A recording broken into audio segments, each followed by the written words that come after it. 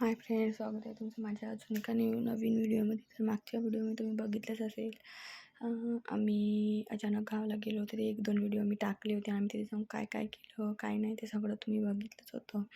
त्याच्यानंतरचा पण व्हिडिओ मी टाकला होता, पण तो बरोबर अपलोड झाला नाही. काही प्रॉब्लेम दाखवत होता, त्याच्यामुळे तो व्हिडिओ अपलोड होत नव्हता. तर तो व्हिडिओ मी नंतर टाकेन.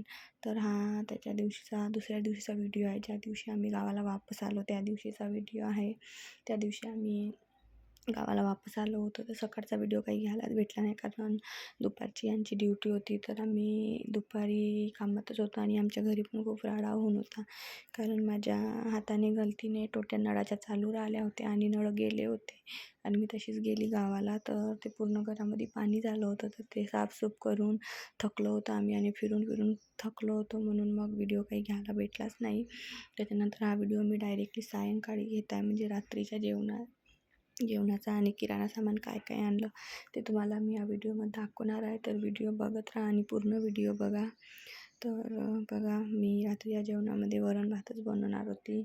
तशी खिचडी पण नाही बनवू शकत होती. खिचडीच बनवायचा विचार होता, पण बनवू शकत नव्हती कारण शनिवार होता म्हणून.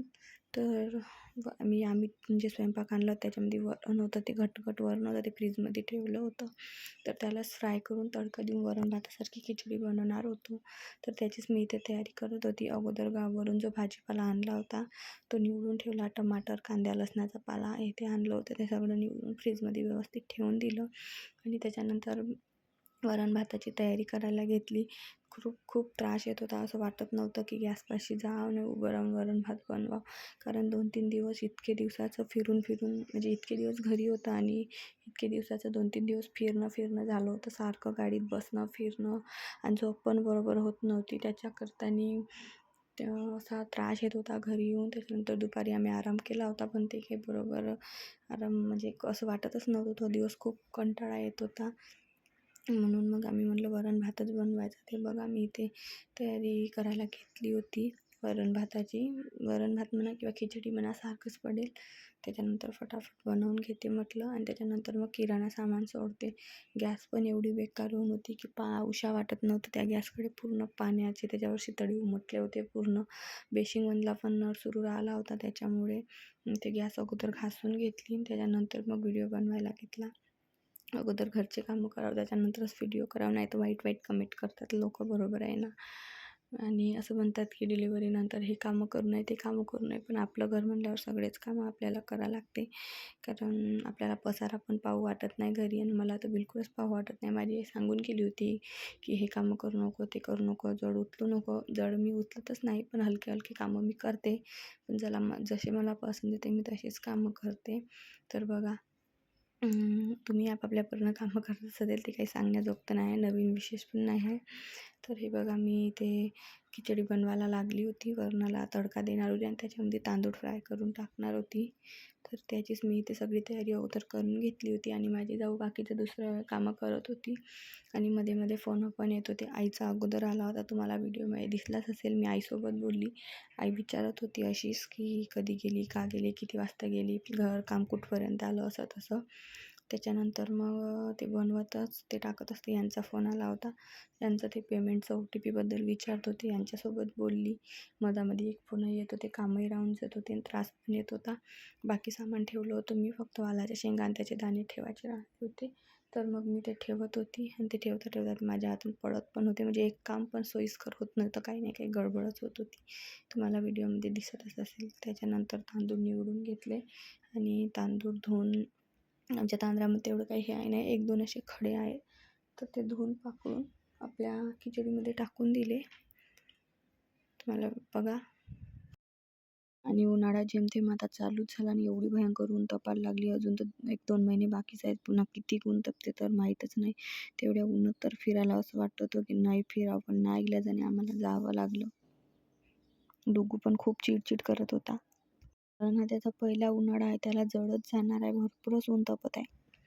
टाकून घेतले. त्याच्यानंतर पुन्हा यांचा फोन आला होता, झाला का पेमेंट म्हणून, कारण 7 तारखेला पेमेंट होणार होतं. तर मी म्हटलं नाही, पेमेंट झाला नाही, झाला की मीच सांगतो बा म्हणलं, असं म्हणून चालू होतं माझं. मी म्हटलं मधामध्ये एक नाही एक काम येतच राहते, त्रास येत असला त्या दिवशी.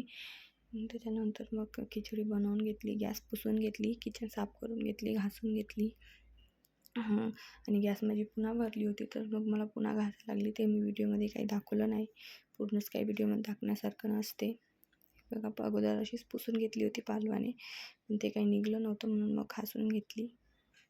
रात्री घासणार नव्हती, पण घासली नसली की सकाळी मग स्वयंपाक करूशा वाटत नाही म्हणून अगोदर एक उकळी येऊ दिली. त्याच्यानंतर मग कुकरचं झाकण लावून दिलं. गॅस ओटा पण असा मला भरला की चांगलं वाटत नाही, मग तो पण पुसून घेतला. काहीच भेटलं नव्हतं पालव पुसायला, कारण पूर्ण पालव खराब होऊन होते, तर थैल्यानेच पुसून टाकलं. आणि माझी जाऊ आली होती, विचारत होती मी किराणा सामान सोडू का.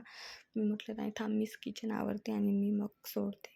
तर आम्ही तिथून येतानाच किराणा सामान आणलं होतं. आम्ही दरवेळेस तिथून येतानाच किराणा सामान आणतो, कारण आम्हाला इथून किराणा सामान घ्यायला परवडत नाही. इथं खूप महाग पण आहे आणि आपल्याला पाहिजे त्या वस्तू इथं मिळत पण नाही, म्हणून आम्ही तिकडूनच किराणा सामान आणतो. आणि हे बघा, आम्ही एका महिन्याचं पूर्ण किराणा सामान घेऊन येतो, जे आपल्याला नेहमीच्या वापरण्यामध्ये लागते ते सगळं ब्रश, बॉटला, सगळं निळी वगैरे असं तसं. आणि हे काही सामान पण आम्ही आणलं होतं, तिने तिच्या आईच्या गावून आणलं होतं आणि मी माझ्या आईच्या घरून आणलं होतं. जसं आता गुढीपाडवा येत आहे, तर घुगरी वगैरे करायसाठी लागतात, तर ते आणलं होतं आणि आपलं हे सामान आणलं होतं.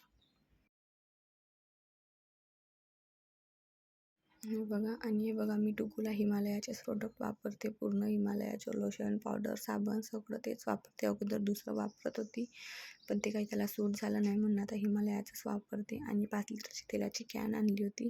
त्याच्यानंतर ते सर्व आपल्या डब्यामध्ये भरून घेण्यासाठी घेतलं होतं. ज्या डब्यामध्ये मावत नव्हतं त्याच्यामध्ये मुरले टाकले आणि त्या बकेटीमध्ये किराणा भरायला घेतला होता, सर्व किराणा. कारण ते असा दानापान ठेवला तर सापडत नाही, आणि आमच्या इथे एक उंदीर आहे, तो पूर्ण फोडफाड करून ठेवते.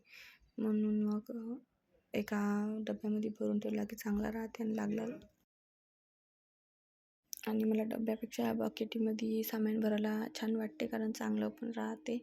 आणि म्हणून मग मी जे लागत होतं ते तिला विचारू बाहेर ठेवलं, आणि बाकीचं जे लागत जास्तीचं होतं ते डब्यामध्ये भरून ठेवलं. कारण मी इथे आली तेव्हाचा हा माझा पहिलाच किराणा होता.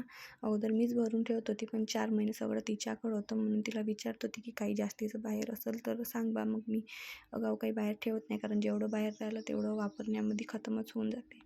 आणि कसं आहे, किराणा आम्हाला बरोबर महिनाभर पुरवा लागते, कारण आपल्याला सगळंच पाहावं लागते पेमेंटमध्ये. म्हणून असं त्याचा नियम सगळ्यालाच लागू राहते, कोणीच जास्त नासनिदास करत नाही, तसं आमचं पण आहे.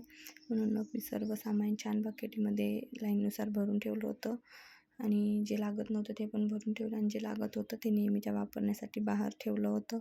पोहे वगैरे ठेवले, आणि साबण वगैरे त्याच्यात नव्हते ठेवले, कारण पोहे असले, बाकीचं खायचं असलं त्याच्यामध्ये साबण निरमा ठेवला की त्याची वास मारते. म्हणून मग असं शेंगदाणे हे ते आपलं जे असते ते सर्व भरून ठेवलं, आणि त्याच्यानंतर डब्याला छान झाकण लावून गॅस ओट्याच्या खाली ठेवून दिलं.